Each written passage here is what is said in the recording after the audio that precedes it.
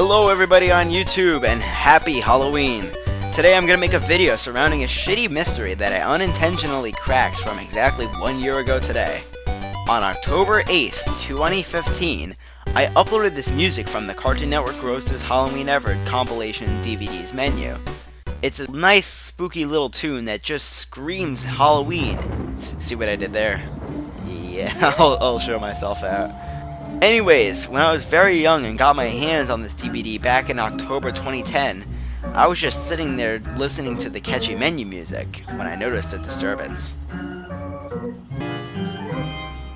If you listen carefully, the music obviously skips around a lot. Like, I don't know if there's a solid 20 seconds without it skipping. Here's an uncut example, straight from the DVD.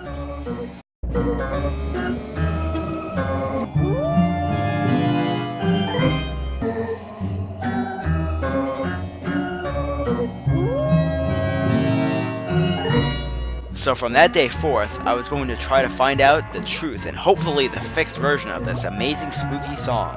Of course, young me had like no leads at the time and was cringingly dumb, so I didn't get very far. Well, first of all, I had to think, was this menu music composed by Cartoon Network, or was it just some random music they used? At the end of the song, there's a bunch of screams, and it kinda sounds like cartoon characters. So that got me thinking it might be a Cartoon Network song in particular. Maybe it was used on Halloween bumpers years ago. But this wouldn't really help me find anything, and I still had no true leads. I decided to Google this DVD menu music error to see if anyone else noticed it. But of course, since the DVD is a bit obscure, I had no luck.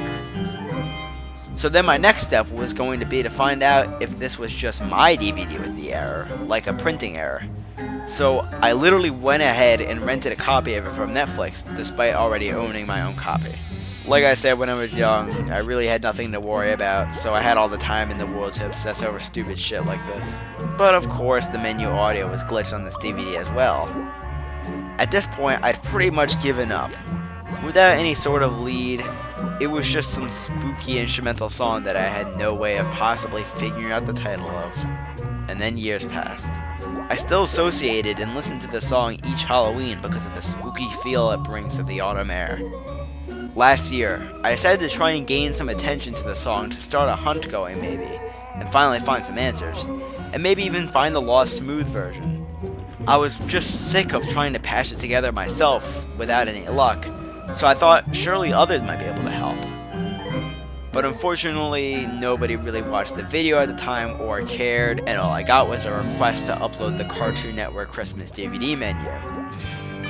And yeah, there are no mysteries there, sorry, but that guy was pretty nice. And then it happened. After about a month, I was checking out my YouTube video manager on a whim, and I saw something I'd seen many times before, but this time was different. In the video titled Grossest Halloween Ever DVD Menu Music were 3 words that my eyes simply could not believe were being used in this context.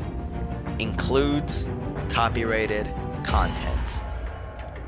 Now most people would be like, oh shit, I'm fucked, oh I'm using copyrighted content, and usually I do kind of express some sort of concern. But if you don't know exactly how YouTube works, if you do end up using copyrighted music, YouTube will identify the name, artist, claimant, and the copyright owner will monetize it. So reading this under my Grossest Halloween Ever video, I knew it could only identify one song. Heart Racing. I clicked it, and there it was. The valuable info I had searched for 5 years. The name of this wonderfully spooky song was Fright Night, and it had been composed by a man named David Hoffner.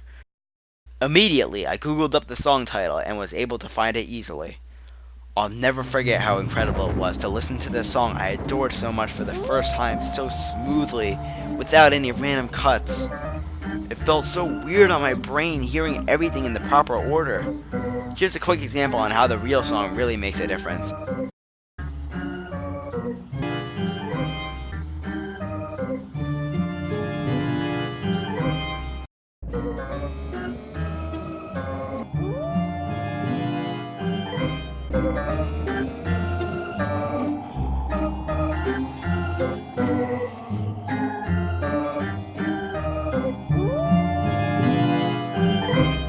And heck, the final segment of the real song isn't even the broken version.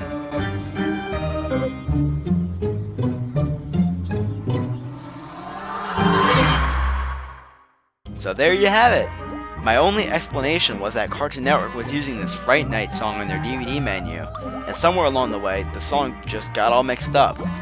But now that this mystery is solved, I can rest easy. And be sure to have a happy Halloween, everybody!